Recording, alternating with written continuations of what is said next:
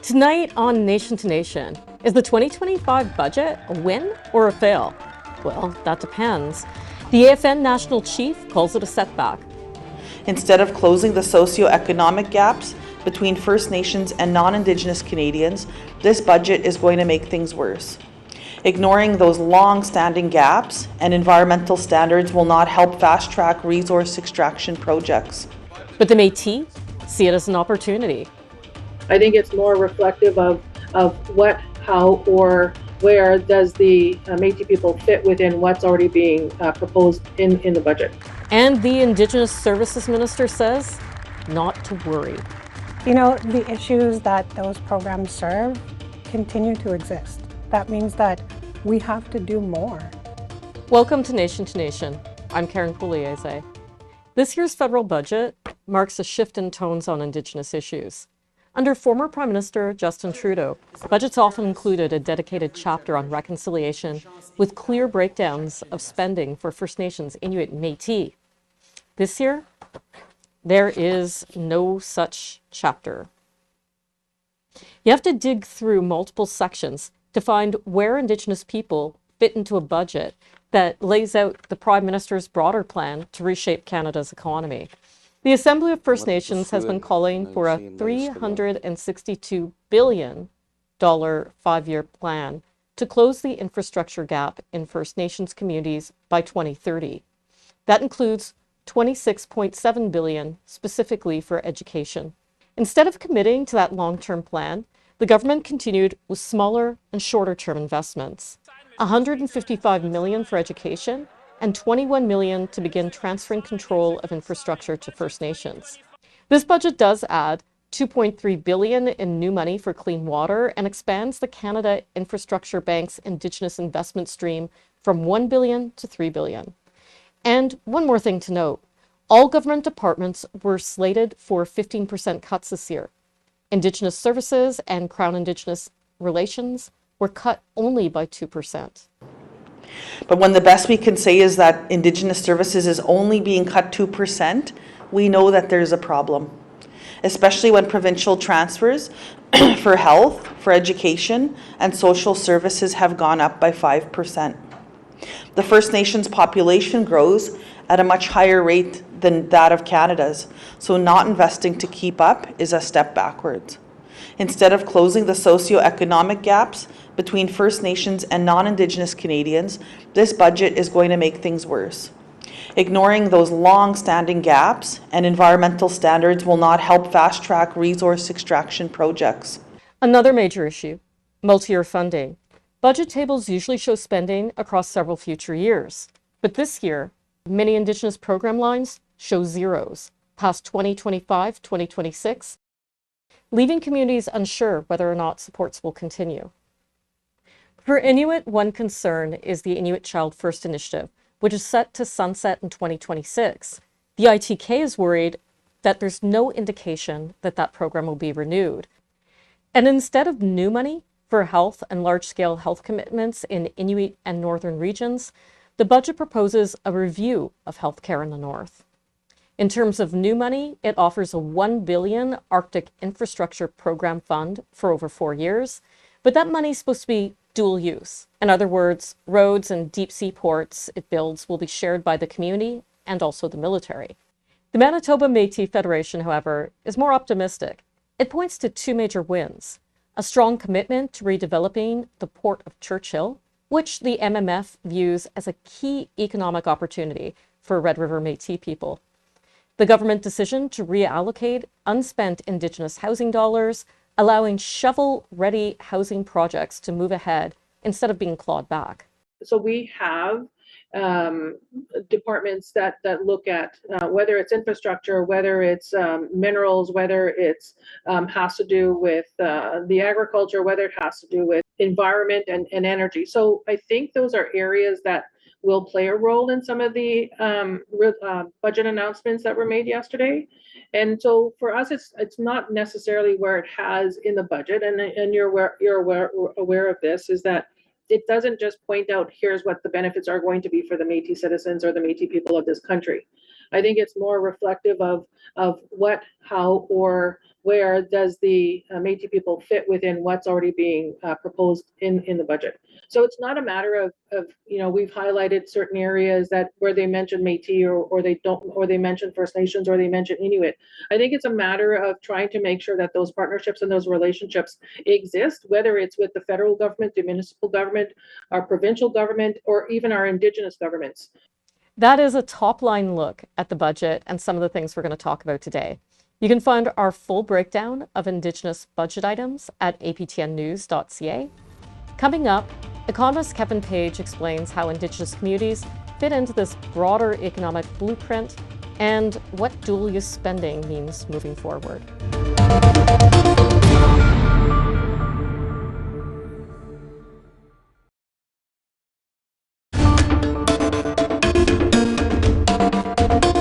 Welcome back. I'm here with Kevin Page, and he's the president and CEO of the Institute of Fiscal Studies and Democracy at the University of Ottawa. He's also a former parliamentary budget officer for Canada, which means he's smart, he's an economist, he understands federal budgets, and he can really help us analyze and take this apart. I'm happy to have you here with us today. Great to be here. Thanks for that kind introduction. Oh, let's talk about the introduction to the 2025 budget. What were your thoughts when you were first reading it? Yeah, it's first thoughts were that it's a very different budget than we've seen in under previous prime ministers. Very different than the ones we've seen certainly from Prime Minister Trudeau. The focus definitely is building Canada. Yeah. I think the diagnostic or the challenge that is set up by the government is that the country is facing a crisis because of this changed relationship with the United States, because of the changing global trading order, because of this global uncertainty around wars that are pushing up creating the need to spend more on national defense. And I think just the sense that, as a country, we're not growing at a pace perhaps we should. There hasn't been the investment in people or in technology that would allow this increased investment. So it's really a call to action. Yeah, I agree. I was looking at it too, and I thought, okay, this is definitely what he promised. It's laying out his strategy for the future of Canada's economy and how we deal with tariffs, how we deal with the US. And unlike, Prime Minister Trudeau's budgets, there wasn't a nice, neat chapter on Indigenous that you could go to. There wasn't kind of a thumping of reconciliation. So as we started to look into it, there was some money in there, and there were some things in there. How did First Nations, Inuit, and Métis fit into this budget and this vision for the economy? Yeah, so I had the same read as you had when I went through the document. Looked at the table of contents, read quickly the preface to the document. Didn't see a lot in terms of making Indigenous policy issues a priority. And I got a little bit concerned, is this a significant gap? What does this mean? And then, you start reading through the chapters from front to back. And again, it's a very growth-orientated type of budget.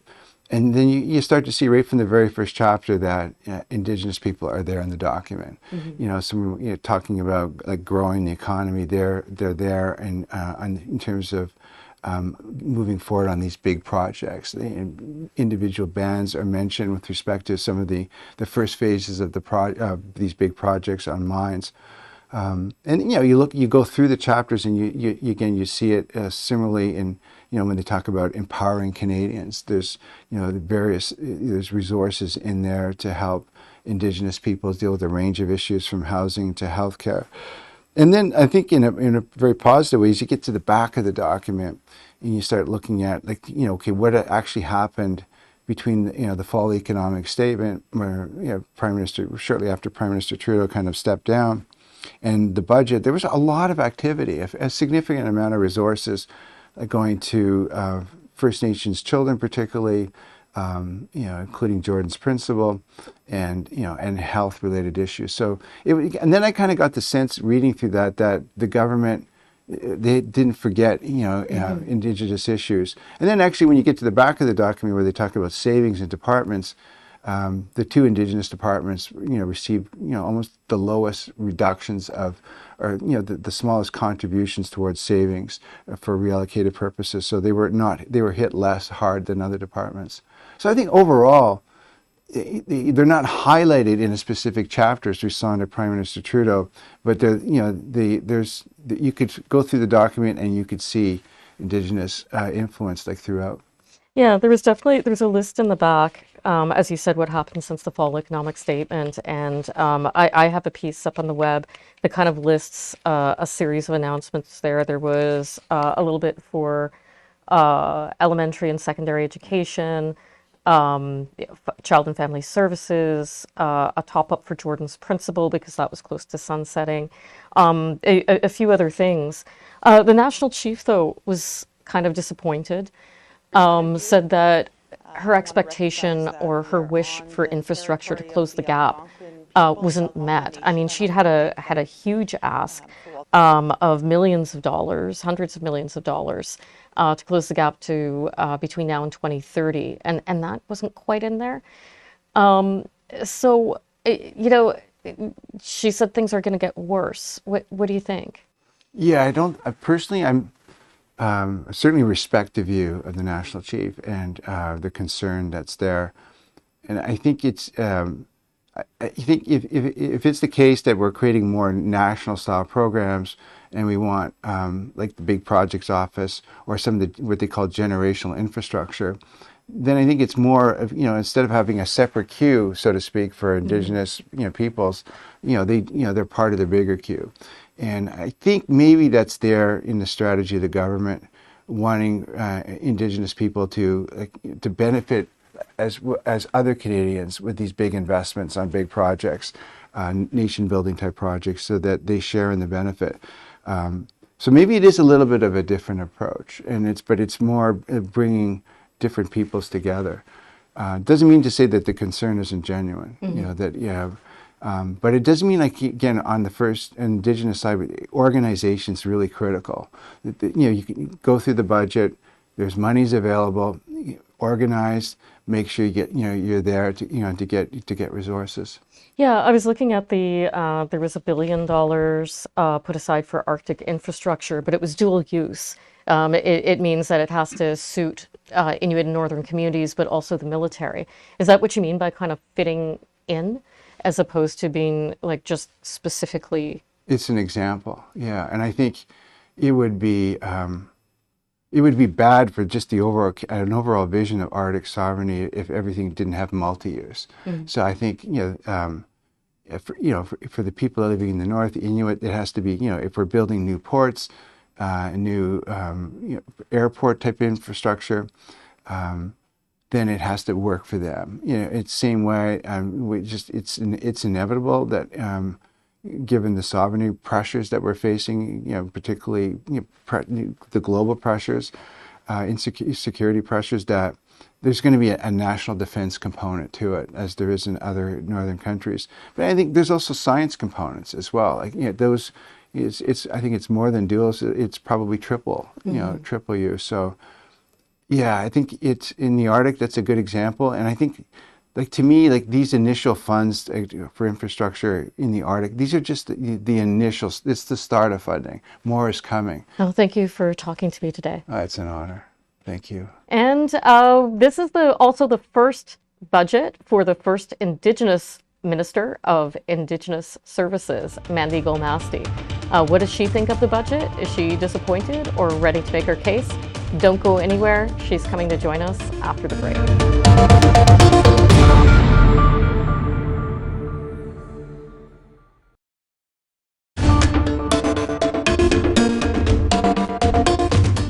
Welcome back to Nation. Today we're talking about the federal budget, and I'm here with Indigenous Services Minister Mandy Gull-Masty. Welcome to the show. Thank you for having me. Then the last time that we spoke, you said that your priorities were child welfare and also Jordan's principal. Tell me how this budget speaks to protecting those services. You do see that first initial investment that's identified in how we will respond to these files. You've also heard me in some of our previous interviews and discussions that it's really important that we look at the state of these issues. Jordan's principle. It's a huge undertaking. I've spent my summer engaging. I've spent so much time speaking to community, what they're facing, what they're impacting. So we will have further announcements. I think there needs to be clarification in some of the things that you've seen in the budget. A lot of people thought that these were cuts or these were zeros. It's because the program reform and the new direction that we're going to take, we're going to identify what that's going to look like in future budget. It doesn't mean that we're not going to address those things. It just means right now our focus is on the three big takeaways. For us, it wasn't just protecting where they were. It was the infrastructure, water, housing. Those are huge spaces for Indigenous communities. So when you say that the zeros, what we're talking about here is that when you look at future, like looking forward, sometimes governments announce, well, here's funding, but it's multi-year. And there were certain things, and particularly the ITK brought up the Inuit Child First Initiative, which is basically the Inuit-specific version of Jordan's principle. Mm-hmm. And they were worried about that sunsetting next year because of the zero.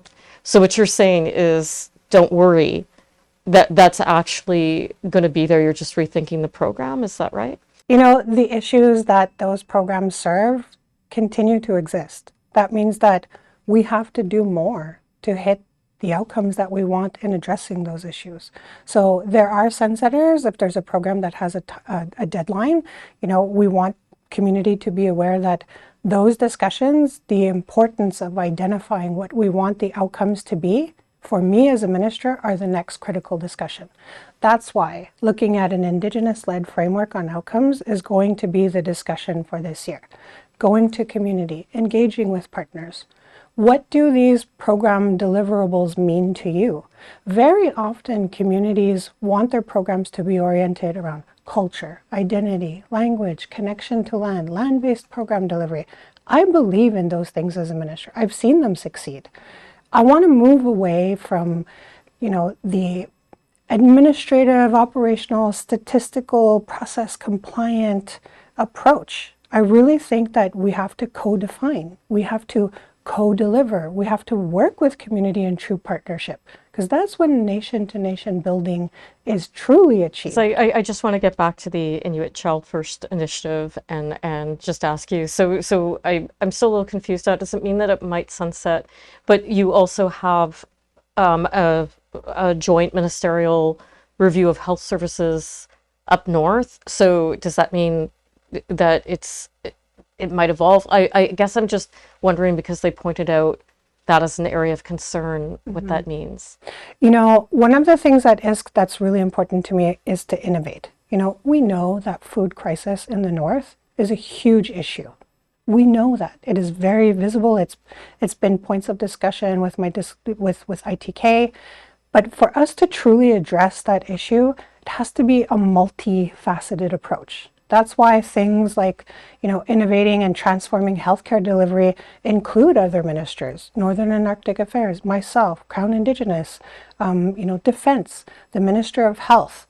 It's not just enough to address food sovereignty. You have to address everything around it, making sure that you have a healthy home, that you have a good quality of life, that you're able to access services, that that you can depend on nutritional things coming into the community, that you can exercise your right to hunt and be able to provide traditional foods to your family. It's not enough to do one thing. That's why I'm really excited about this new project. I think that engaging our partners and telling them, hey, work with us on logistics, work with us on planning, work with us on that delivery. How can we be creative and look at other spaces where we can really leverage our resources internally as a government to deliver to you? I really value the opinion of the North. They live in the reality of that space. We have to use them because their knowledge is the best answer to what we're trying to target. Okay, I think that's fair enough. I also just wanted to talk about the AFN's ask. They went into the pre-budget submission with, I'm going to check here, $362 billion over 5 years to close the infrastructure gap. National Chief had a press conference, very disappointed not to see that in there. I know there's been some announcements on infrastructure, and there were some announcements on education. Not new money, but money since the last fiscal update to keep things going, but it's nowhere near the need. Are we just in like a point now of fiscal restraint where this isn't going to happen? Like, I mean, it is challenging. I understand, and I respect what she's asking as a national chief. You know, community wants you to go and get those things and be able to advocate and bring those things forward. But you have to look big picture too, right? We're in a place where government is looking to improve the management of their fiscal position. You know, I think that this is our opportunity to look at what they've submitted, identify the process. What is the rollout of that? What is the implementation of that? How can we really make that a concrete plan to address it in future budgets? I think there's room to address that. Yes, there are 3 huge components in this budget: infrastructure, housing, water.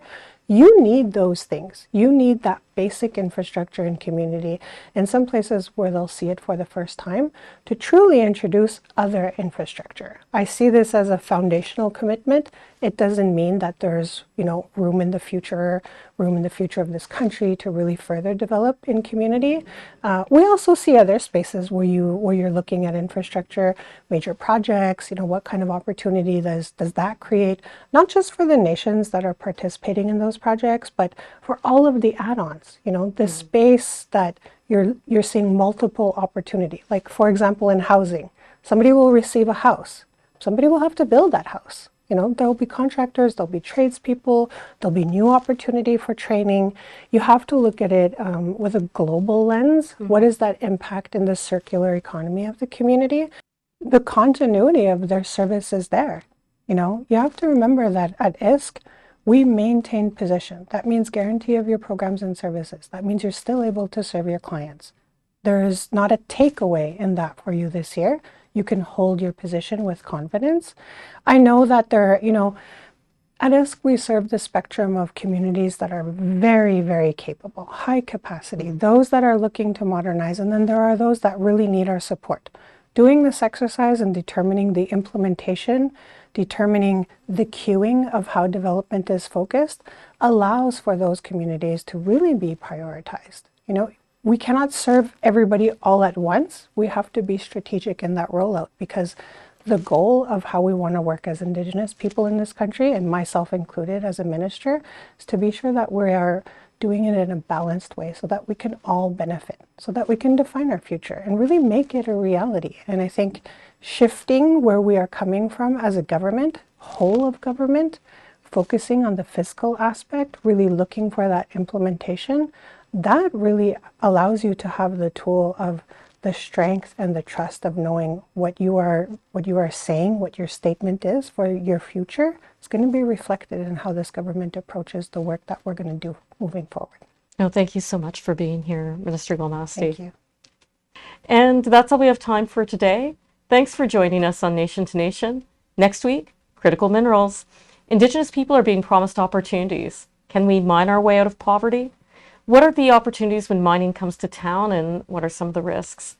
If you missed any part of today's show, catch the podcast at aptnnews.ca/podcasts. Thank you and good night.